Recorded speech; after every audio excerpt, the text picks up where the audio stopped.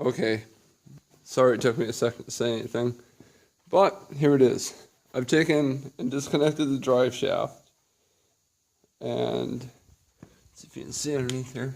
There's the other half of it. I'm going to tell you something here. That sounds too direct.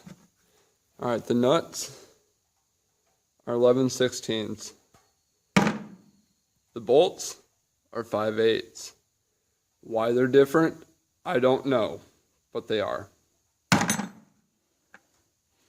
So, what's next? I've drained the oil.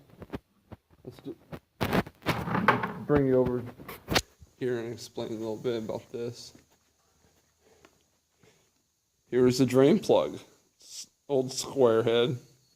Pretty common for 1959 to be square-headed stuff. With this, an 11/16 is too big, a 5/8 is too big, and 9/16 is too small. So what you gotta do is get your adjustable wrench out, which is around here somewhere, to take those out.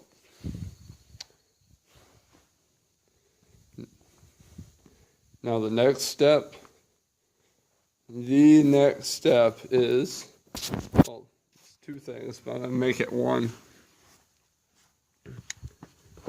So I'm going to come underneath here. I haven't figured out what size nut that is, but that needs to come off.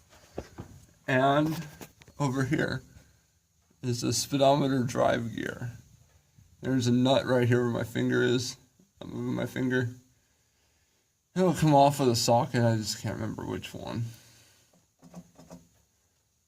I gotta take this big nut off. So, next video I should have that off, and I should have the speedometer drive gear off. Thank you for watching.